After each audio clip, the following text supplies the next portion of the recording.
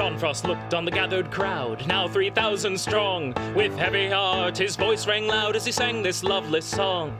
God is a guide from field, from wave, from plough, from anvil, and from loom. We come our country's rights to save and speak a tyrant faction's doom. We raise the watchword liberty. We will be free. For when the rising tide is turned in every London quarter, Parliament comes crashing down with Robert's Rules of Order.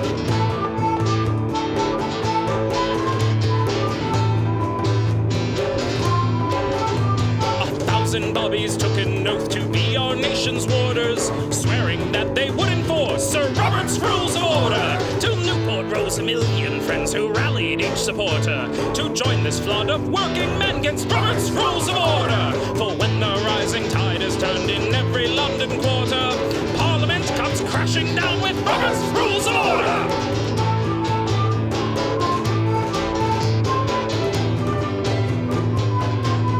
Went like this, on the steps of Parliament, John Frost stood proud and tall. A hush fell on this great event, as he told them one and all. Depose the gentry and the crown, depose the House of Lords, or join the Queen in exile by Robert's Rules of Order. So Chartists, Luddites, Communists, recall each faithful martyr who died so you could have your new world Robert's Rules of Order.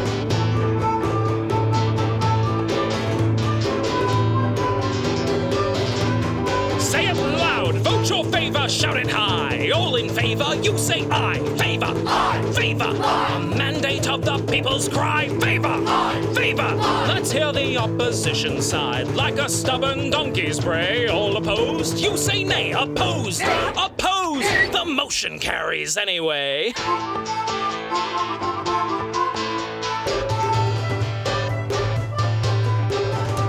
As currents change and bring to us our tear-corrupted warder, in chains subdued and ill-abused, he's left with no supporters. Mobility's will can then proceed by our own rules of order, and we'll all cheer for country's sake when Robert's drawn and quartered. Well, when the rising tide is turned in every London quarter, Parliament shall be reborn with Robert's Rules of Order!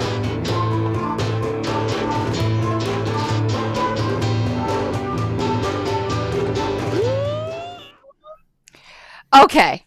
All right. Now, see, I moved. And you're, yeah, I was going to say, okay, now we're better. And I think my lenses are a little foggy too. It seems to be a little blurry because it's my iPhone and, you know, get touchy, get touchy with it. All right. So it's kind of more of a loose flowing discussion. I don't know how prepared you did, or you were just like, okay, this is what we're going to talk about. Whoops.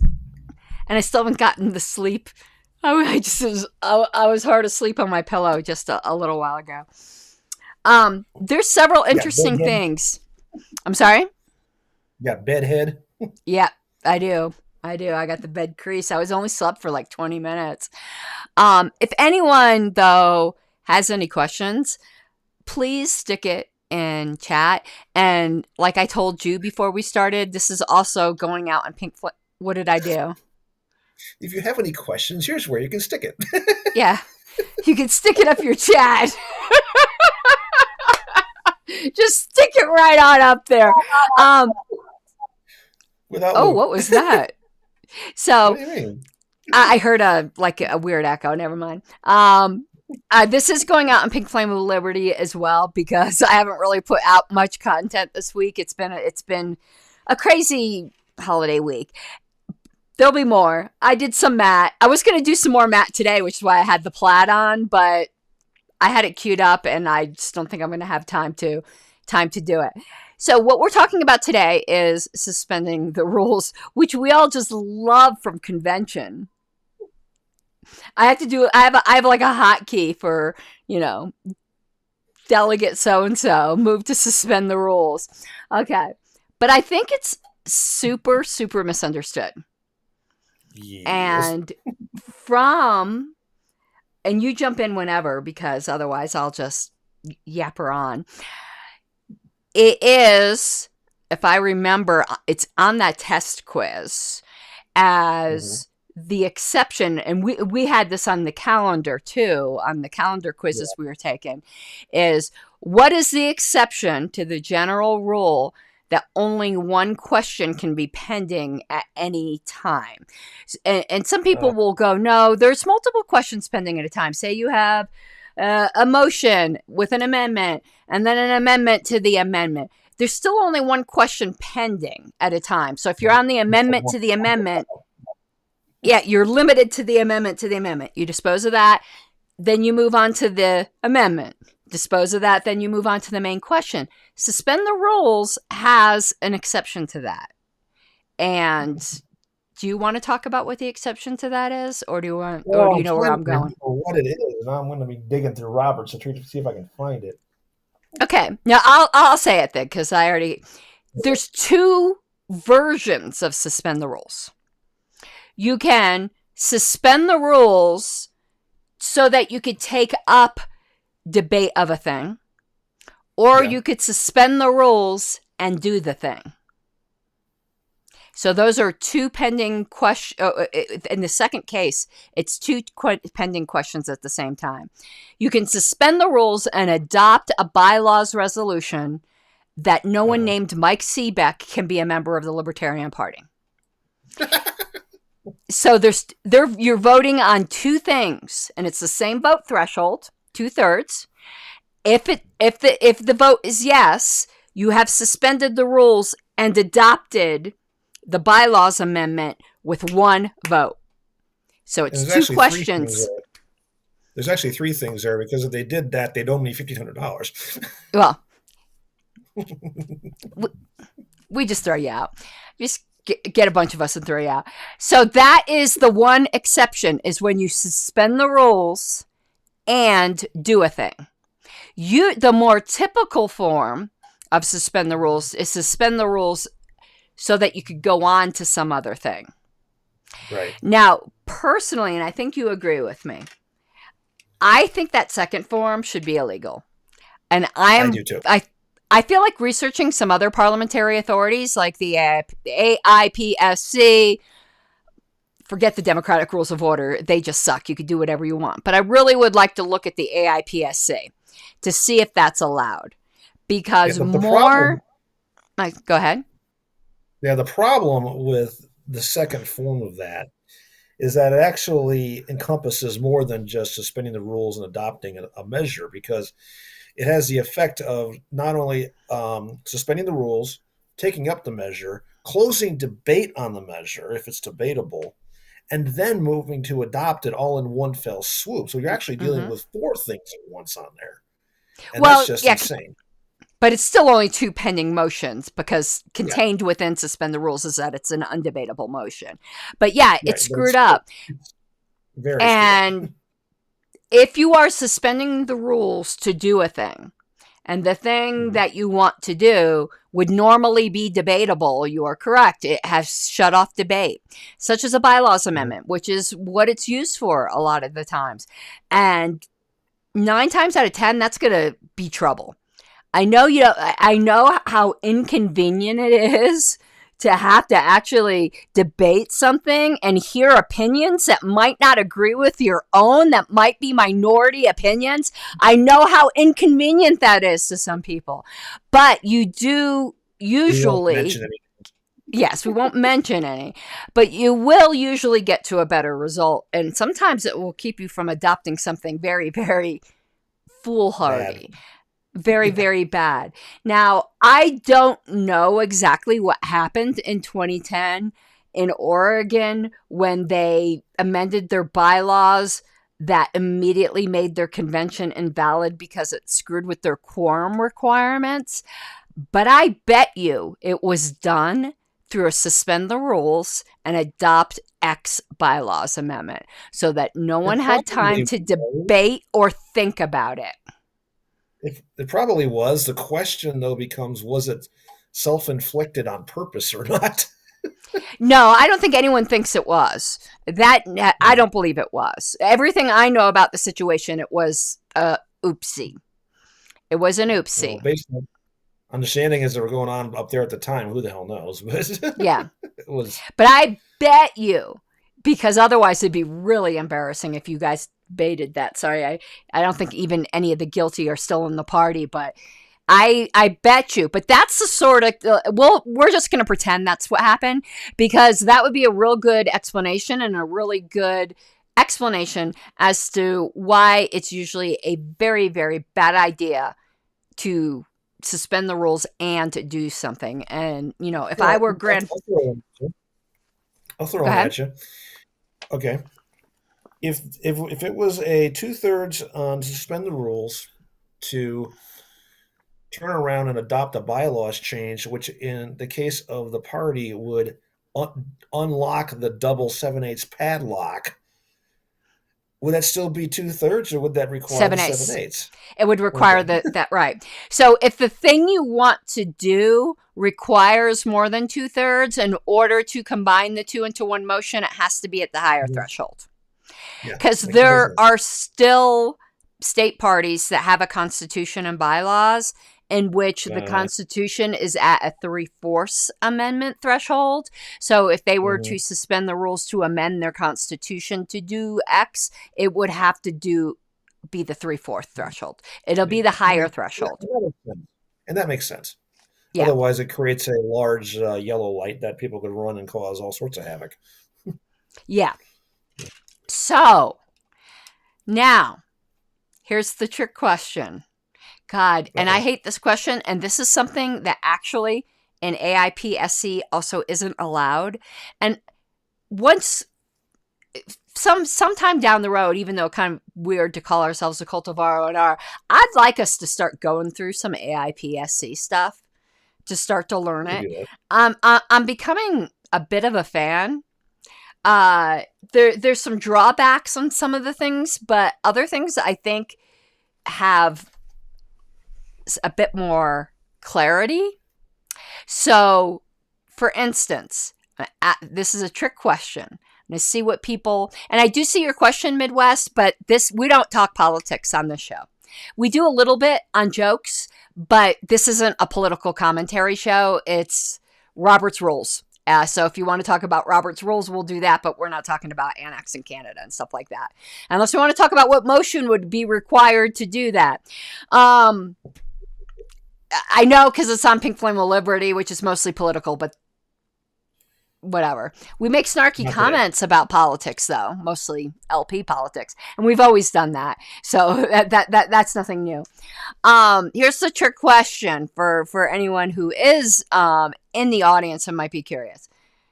Can you ever, not the entire group, but can you ever suspend a bylaw? Abso-frickin-lutely not. And that is straight out of Roberts. Unless... But I know what you're going to say, that it is possible. Oh, how is it possible?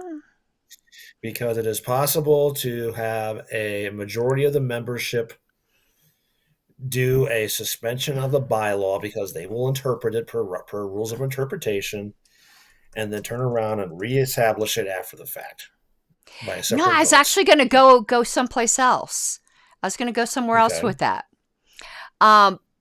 If I'm doing the ums again, I need to go to Toastmasters or do something else. If you were here, I could say kick me every time I say You can suspend a bylaw if, now I'm not saying amend it, like I'm not saying delete it and then put it back in, which is kind of like what you were talking about, which of course you can do. That's not suspending it though. That's deleting it and then putting it back in. It's going around the block to the right to make a left turn. I mean, yeah, but you can suspend a bylaw if the bylaw is in the nature of a rule of order. Yeah, that's true. And if it allows for its own suspension, or silent about its own suspension. I'm not so sure about that part of it. I'm 100% sure. So, okay. What the hell? So, yeah, you can also suspend a bylaw that's not in the nature of a rule of order if it provides for its own suspension.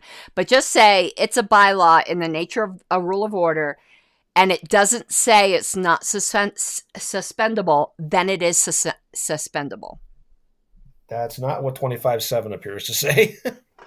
Now we'll go look it up, and it's more in the beginning where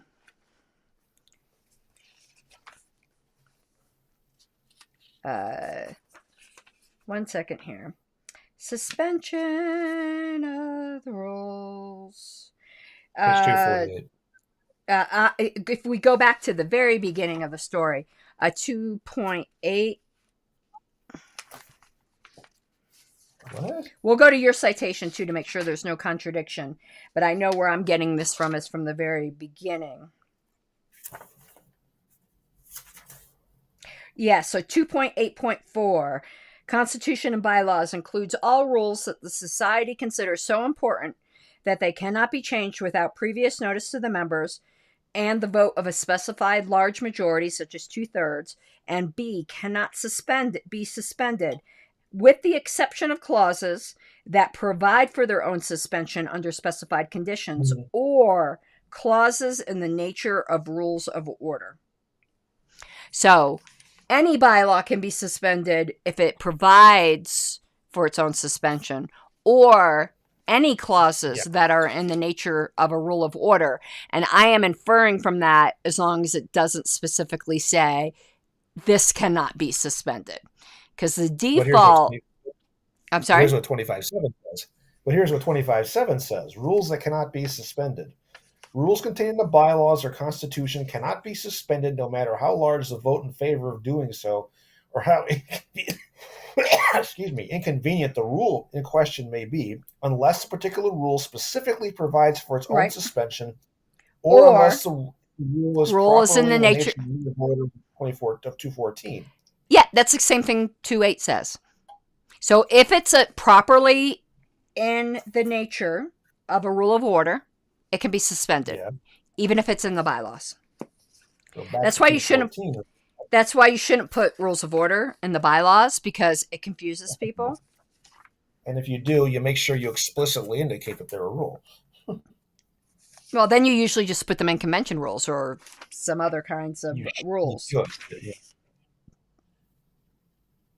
Yeah, because 214 describes what rules of order are in relation to orderly transaction of business and the meetings and the duties of officers in that connection. Oh, interesting. Duties of officers. Yeah, that's why we were able... Okay, so let's go back. We're going to do an LP example.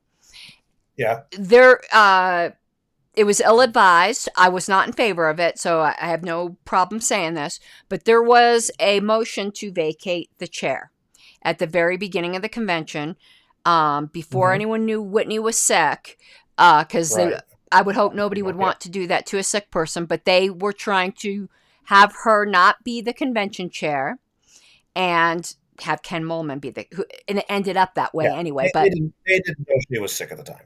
Yeah. Nobody did, really. But somebody raised a point of order that such a thing was not possible, because the bylaws say that the chair of the party shall be the chair of all conventions. Well, that bylaw is in the nature of a rule of order, so it is suspendable by a 2/3 vote. Mm-hmm. That is also why they also tried to do that with me during the 2020 convention, when I was questioning the legitimacy of the electronic convention and whether or not I would sign the certificates of nomination. If you remember, I can't remember who made the motion, but someone else made the motion to have someone else be convention secretary who didn't have a moral compunction about signing the certificates of nomination. And that was perfectly allowable, because the bylaw that says that the secretary will be a convention secretary is in the nature of a rule of order. Which raises the reverse question, though. Okay. If a duty of an officer can be suspended as a rule of order, does that require a suspension to change that duty? Yeah, for that specific duty, it does. Thank you. Yeah, because there has to be some kind of vote that does that. Unless, I'm grinning. I know. But let's go back to the Whitney example. You know where I'm going, but I'm not going to talk Yeah, about and that it. isn't really what I was intending. This was just kind of a free flowing discussion. Duties can yeah. Let's get away from that topic because that isn't really where we're intending to go. But that's why that point of order against Whitney wasn't the point of order was not well taken because it was properly in the nature of a rule of order. So when you say, I actually said something then a little hasty that you should never have rules of order in your bylaws. Things like that are typically in your bylaws. I mean, some of the more weirder things. There has been a claim, but here's why I think AIPSC is, I'm going to have to see what they do about things like vacating the chair or something like that. But in general, anything that's in the bylaws is not suspendable, even if it's in the nature of a rule of order. I'm not an expert on AIPSC. I just know I've attended multiple classes where it says that's a huge difference between Roberts and the standard code. And I kind of think the standard code's more consistent there because if you ask 10 parliamentarians, forget about things like who chairs a convention. On some more obscure things, is, that meme with the guy pointing at the butterfly, is this fascism? You'd have, is this a rule of order? That is so unclear because it's been claimed by some people that the 7-ace rule for the statement of principles is a rule of order and not a bylaw. And I can make an argument both ways. It's a distinction without a difference because you still need the 7-ace, but that almost makes anything a rule of order. Well, here's the thing. Okay, is a vote threshold considered a rule of order? That's the argument, is that anything that specifies anything other than a majority vote that's not in your parliamentary authority is a rule of order. Ooh, that opens up a whole can of worms. But it doesn't say that. So that's why I really do not like that idea of that you can suspend things in the bylaws that are properly in the nature of the rule of order, because I don't think the phrase properly in the nature of a rule of order is as nearly well defined, because it's not. Some things are really clear, like who's the convention chair, or if you are foolish enough to put your agenda in your bylaws, that's orderly transaction of business. That is definitely in the nature of a rule of order. But when you start getting into obscure things like such and such requires a certain vote threshold, and a rule book like Roberts isn't going to deal with something like the statement of principles. I personally don't think that's in the nature of a rule of order. I don't think that's in the nature of a rule of order. But I know many parliamentarians that disagree with me on that. I wouldn't call it a rule of order just because it's not. It doesn't directly relate to the procedures of the orderly transaction of business. Yeah, I mean it's an applied principle to it, but it's not direct. Yeah. So, Charles says consensus is much preferable to majority rule.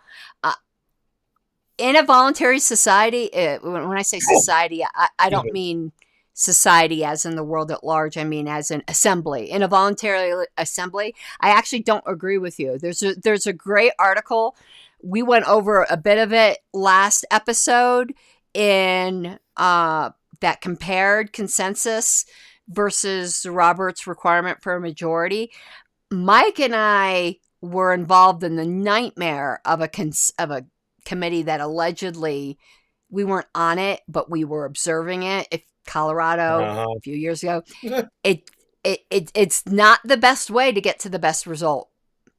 And because then there isn't.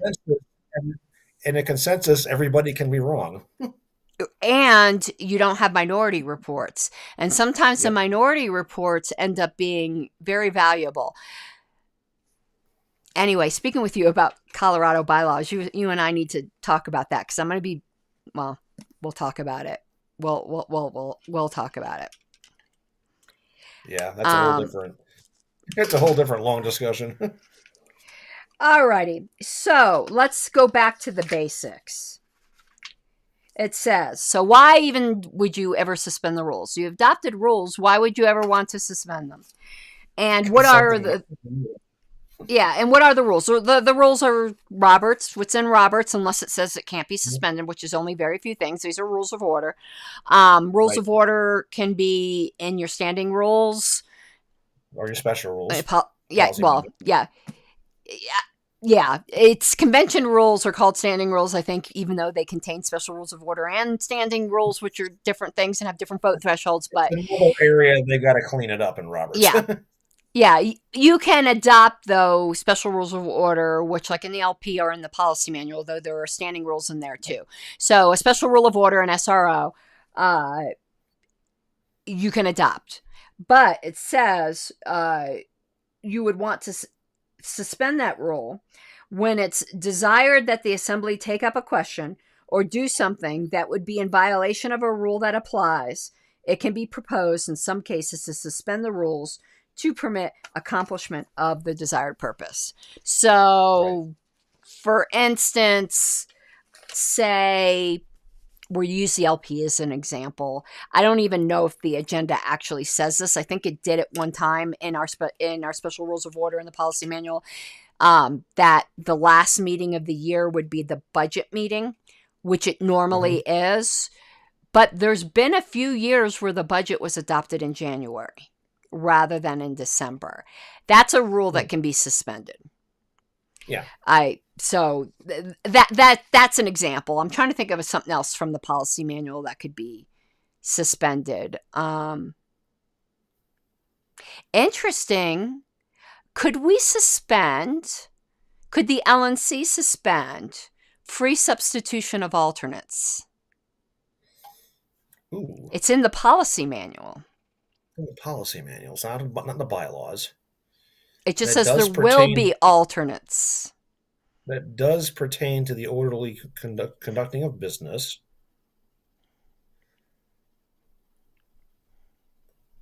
I almost think they could do that. Yeah, I'm just trying to think of some other weird things. Well, hang on a second. Let me float something on that. Would if suspending that interfere with the rights of the regional reps and the alternates to do that substitution? Or am I barking up a wrong tree? No, I think you're barking up a good tree, because I think that's kind of inherent in the very definition, or how they represent their regions. Yeah, it's that it's kind of inherent in the definition of an alternate, isn't it? Yeah, I would think. I guess if someone wanted to get what we mean by free substitution, though, I think can be suspended. What we mean by free substitution is they're both there. They're both physically present. It's kind of I'm just going to pass the baton, and we've seen this abused. And I have to say, I've seen it where the primary had to say, alternates voting because I got to go to the restroom, or something. Yeah, but that's a proper use. That's a that proper use. We've seen, though, and listen, I participated in this in a committee before, too, so I'm not entirely innocent here, but looking back, that was an abuse of the process, but perfectly allowed. Not to mention Louisville. To do switching back and forth. Yeah. But that was allowed in Louisville. It was just dirty pool. It was dirt. It was a dirty trick. But I'm talking about when you got two people sitting next to each other, they're both there, and the one person says, I'm going to let my alternate debate on this. But then the primary takes power back to do the vote. I would think it should somewhat be like when the chair yields to the vice chair, it needs to be for the entire question. Yes, I was about ready to say that, but you said it better than I could. But 'Cause that's that not that what would solve it easily. it would. So I think we could suspend the rules to say that if both people are in the room, that a primary, if they yield to their delegate, there isn't free substitution. It's for the entire question. And that's actually the better way to do it anyway. Just because, well, let's use the legit case. The primary yields to the alternate to go out and use the restroom. They come back in, debate's still ongoing. How is the primary going to know what in the hell's going on? It's better to sit and wait and let the alternate deal with it until the question's decided and then get back in. Yes.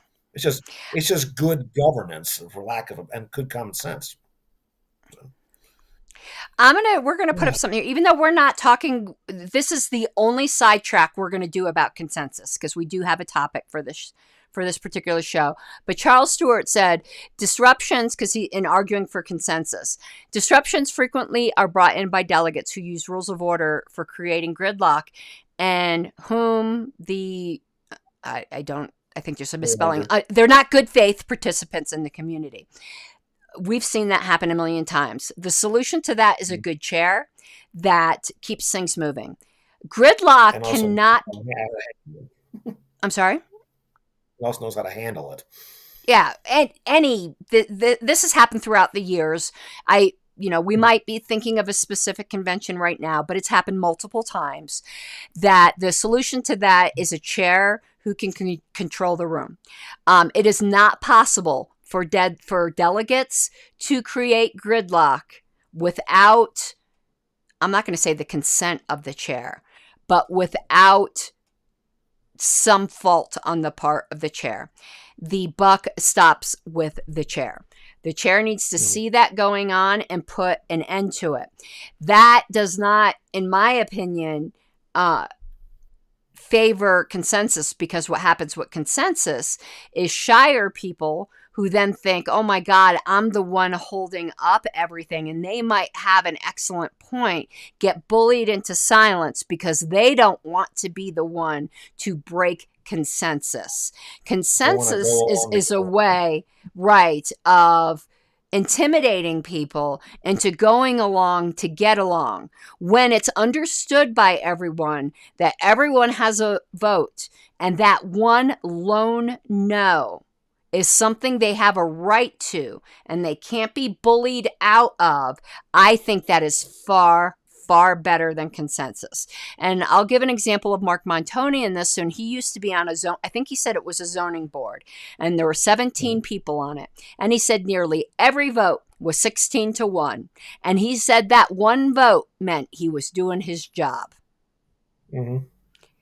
But I've seen cases where there was an attempt to, this happened in a California convention many years ago, where there was an attempt to get a consensus on a specific vote, and somebody in debate raised a point that nobody had thought of, and it was a legitimate point. I don't know what the topic was, I don't remember, but it flipped the entire argument, and instead of getting a consensus to pass the measure, it failed.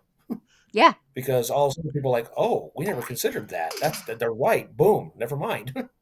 So I think I think the consensus model disempowers the extreme minority from having a voice. It also discourages debate. And while some people, again, the guilty shall remain nameless, might not like hearing the voice of the extreme minority, there is value in that. It might take a little longer, but I'm trying not to use like super leftist terminology here where people get into riots, but I do think there is some truth to it that sometimes in societies, real societies, not like assemblies, that riots can be the voice of the unheard, but dissension within an assembly or a parliamentary society, growing undercurrents and cracks in the cohesiveness of the assembly is when the minority feels unheard. Because as long as they feel heard, most of the time, they may grumble a bit and go, well, I still don't agree. They're going to go along with it unless it's something like really, really abhorrent, because at least they were heard and got their no vote on the record. They were respected instead of ignored and stampeded. Right. And said, well, everyone else, we're going to just go with consensus. I think the majority, obviously, as libertarians, we're individualists. We're there's certainly the tyranny of the majority as well. But when you're dealing with voluntary societies, you don't have to be a member. And when you split off into certain groups and you voluntarily agree that it's going to be a majority or 2/3 or whatever that carries, that's something that you have agreed to, as long as you can walk away from it. Now, some people will say that we've done that in this country, but no, we haven't. I didn't sign shit. I did. So, alrighty. What type of motion is to suspend the rules? Oh God. It is an incidental main motion. What am I thinking? Yeah, incidental motion, actually, not a main motion, but incidental. Because you can do that when another main motion is pending. So it can be an incidental main motion, though, can't it? Can be, but it doesn't have to be. Because you can do it when no pending, which would make it an incidental main motion, or you can do it while business is pending, which would make it just an incidental motion. Okay. You can't have two main motions. Right. Yep. Well, yeah, you can. You can have two main motions pending at the same time. Yeah, shouldn't. Suspend the rules and do the thing is the exception that you can't have two main motions pending at the same time. It's really one it's two combined into one, but it is two main, right? That's the exception, that you can't have two main motions pending at the same time. Okay. Fixing Roberts. Yeah, I don't like that. I think I drive Dan Hahnemann nuts over on the forum because I find things in Roberts that are whacked out. Yeah, I don't like that. And you want to know what? In all these other like meetings that I observe of some other groups, I don't know if I've ever seen suspend the rules and do the thing ever used. It's only in the LP that I see it used. It's allowed, but that I don't really see this elsewhere. I tend to try to discourage it when I'm parliamentarian at certain things. Well, it's kind of like debating and calling the question. You can do it, but you're gonna be the asshole. Exactly. It's just it's legal but not desirable. Yes. But this is the one I wanted to go over. So, okay. What's the vote threshold to suspend the rules? 2/3 usually. Pardon me. See, you're sounding like me. I've been hacking up my lungs. I've been fighting something off for the last month or two, and it just gets residual crud that just keeps hanging around. It's driving me nuts. Tell me about it. It's since COVID. I've been sick with something or other. This has been more like. But hey, you'll like this. You remember? I think I showed you the big asshole in my arm. Look how good it's healed. That's good. 2 weeks ago, that was like pretty gruesome. It looked like a zombie took a bite out of me, but that's healed up really, really well. Usually 2/3. Okay, right. But it may there are exceptions to that. That's what I want to talk about. What are the other vote thresholds? Oh. See, I told you this we were going to talk about. I thought you'd be prepared. No, I know how to. I know what you're going to say. Trying to say. There's two of them. There's two. You're going for the harder one. Forget about the harder one. There's. The one I'm thinking of is. I know there's two, but the one I'm thinking of here is where you cannot have. It has to do with the suspension of a rule, which would impact. And I'm going to say this wrong, but you know where I'm going with it. It would have to be a threshold larger than the impact to the minority. Right. Let's do that one second, though. What I know is? I'm butchering wording there, but Yeah. We'll do actually Robert's words that one really well. We'll read that exact wording. I have it right here. But what's the other threshold that people forget? That you can suspend the rules with a 2/3 vote, or, and this is always, majority of the membership. of the entire membership. Yes. Yes. So, in a convention, that would be all registered delegates, whether they're in Right. on the floor or not. Not of delegates present, of the entire membership. So the membership of a convention is all of the delegates. And if it's a board, it would be all of the board members, whether they're all present or not. And that leads to something that we talked about before in this show called the suspension paradox. Because normally a majority of the entire membership will be a harder vote threshold than a 2/3 vote, because a lot of times there's people abstaining, they're not in the room. But in a small body, sometimes those two numbers converge and flip, where it's easier to get a majority of the entire membership than it is to get a 2/3 vote. We did a show. We did talk about. Yeah, or the numbers are like only 1 or 2 off. Rather, the larger the body, it gets, it's the more different. Divergent it gets. Yes, the more divergent it gets. Yeah, we did talk about it. And the wording I was looking for was that, and here it is under characteristic 7. No rule protecting a minority of a particular size, including 1, can be suspended in the face of negative vote as large as the minority protected by the rule. Yes, and that had come up recently too, and it's something we don't discuss. But let's discuss it like in the context of the 7As. If that is in fact in the nature of a rule of order, it couldn't be suspended by it would you would have to have a minority protected here. It would be the 1/8. Would be the 1/8, right? Right. So if there's more than a 1/8 negative vote, then you can't suspend it, regardless of a 2/3. Yeah. So right. There you go. So there's the simple example. Yes. And it's if we go on to the next page, some rules cannot be suspended. And we're going to go there. Rules, we already talked about that are in the bylaws unless they're properly in the nature of the rule of order or provide for their own suspension. Same thing with actual laws. But notice something here. I didn't notice this before. Richard Brown brought this up to me. This didn't used to be in Roberts. This is a change.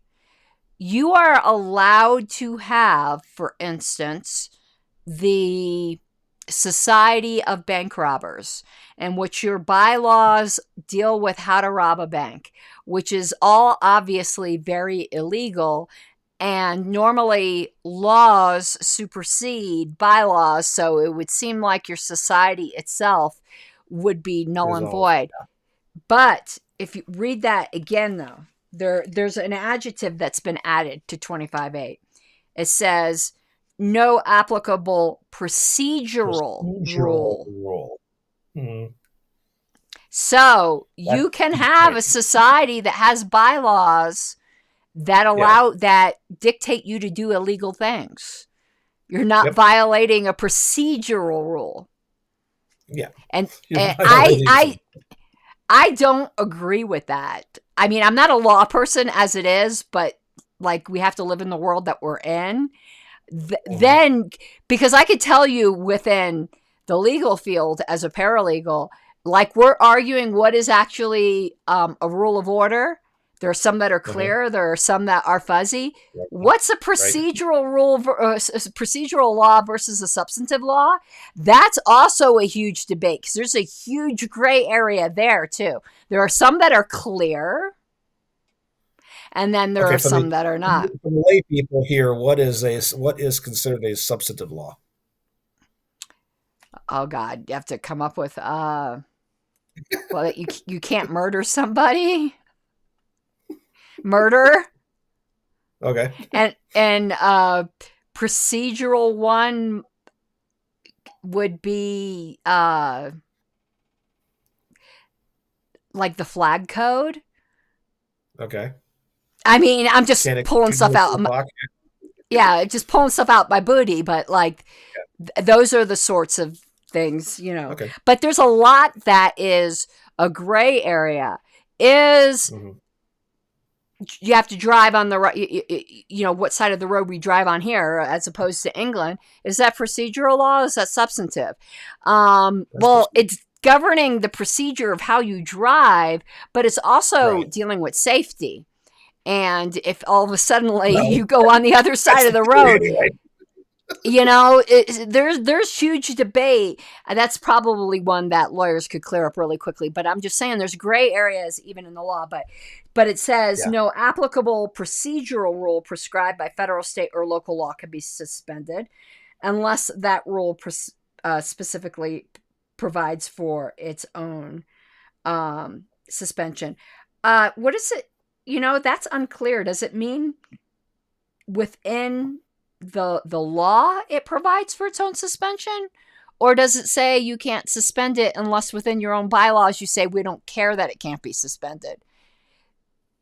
Okay. It says no applicable procedural rule that's prescribed by federal, state, or local law. Okay, let's use a Colorado example here. Maybe this might help clear it up. We have the minor party law out there. Okay. Mm-hmm. The minor party law has some specific details about what has to go into the state Colorado bylaws by definition. Okay. The Don't way tell this, the those don't those are don't prescribed. tell the board. It's right there if they'd fricking read their own bylaws. I made sure of that years ago.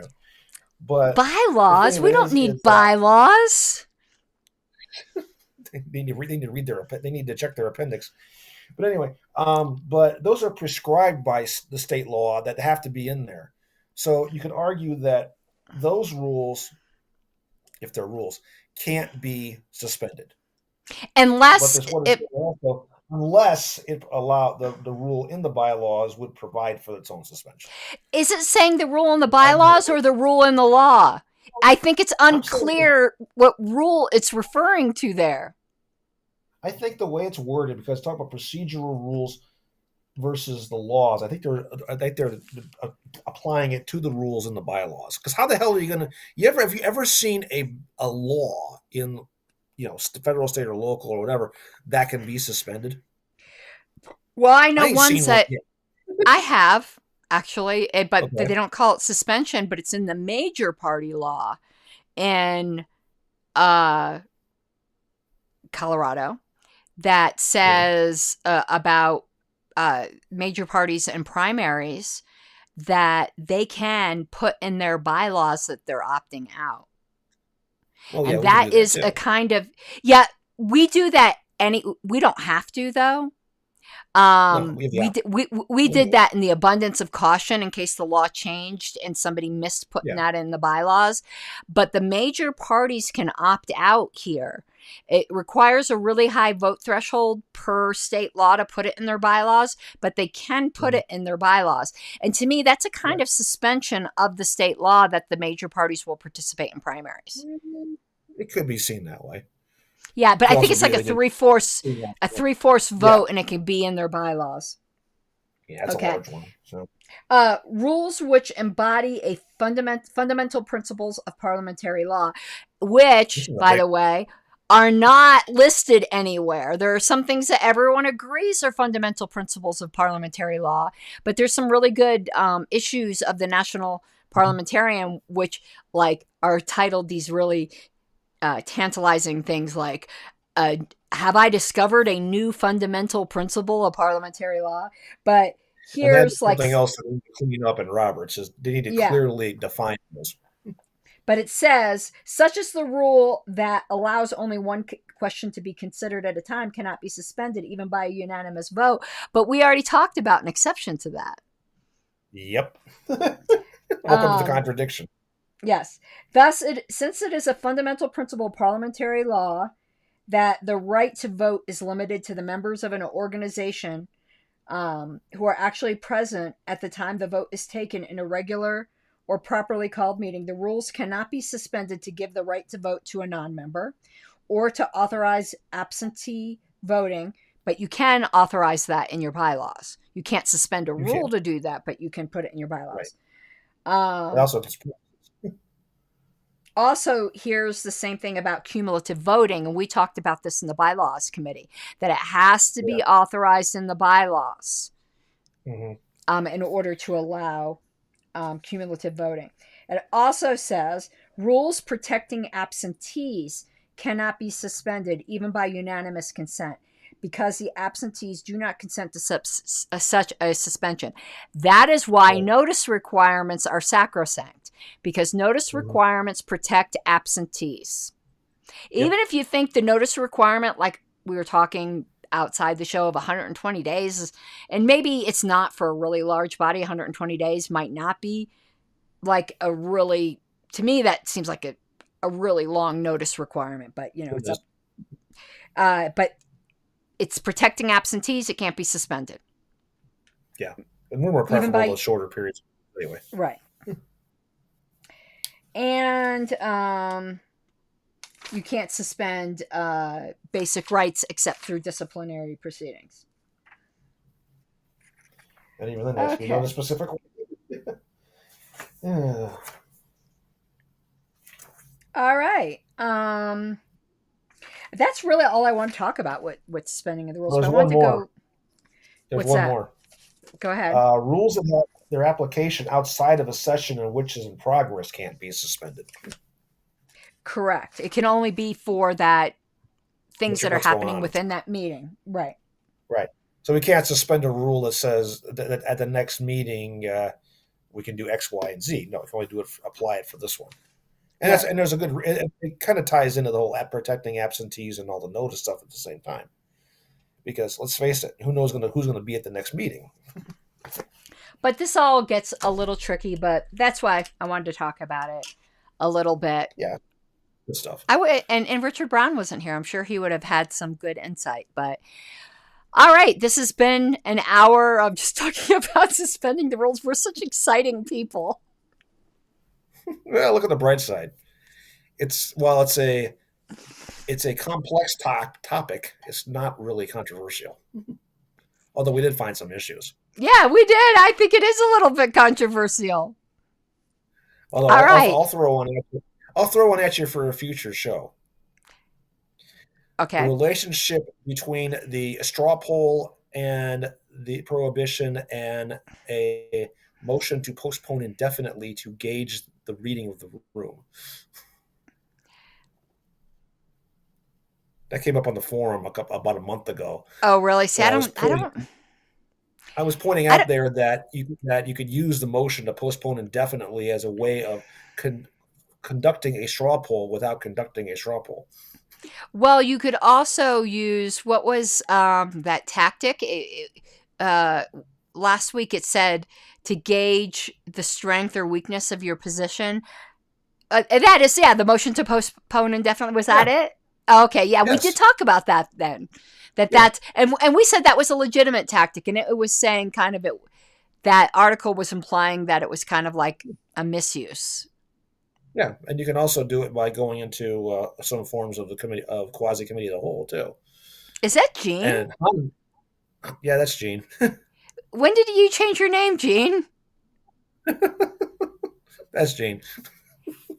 I mean, I recognize the picture, but I'm like, that's not the normal name. He doesn't care what we think, though. He doesn't care what we think. He doesn't care. Okay, that's going to be it. I just find these weird things about Roberts, and it drives Hahnemann crazy because it's like, well, what are you talking about? What date is next Sunday? Say again? What date is next Sunday? That would be the 29th. Oh, okay, so we should be fine for that. I'm out of town. Oh, you're out of town, so we're not doing one next weekend. All right, but we still need to come up with a topic for next time. I mean, I might think of something. Oh, I'm getting all stuffed up again. through reading National Parliamentarian or something, which is what made me think of this. But otherwise, Yeah. All right, that's gonna be it then, because I gotta get ready to go to Christmas party. Don't have too much. Well, hopefully I'll have way too much to drink. But other than that, all right. Have a good rest of the week, and I'm sure I'll be talking with you all. And you guys I'm sorry. For everybody else, Merry Christmas, Happy New Year's, and everything else you might celebrate. Yes. All right. Bye, y'all. Hey, see ya. Oh, what did I do? There we go. Favor! Let's hear the opposition side. Like a stubborn donkey's bray, all opposed. You say nay, opposed! Opposed! The motion carries anyway.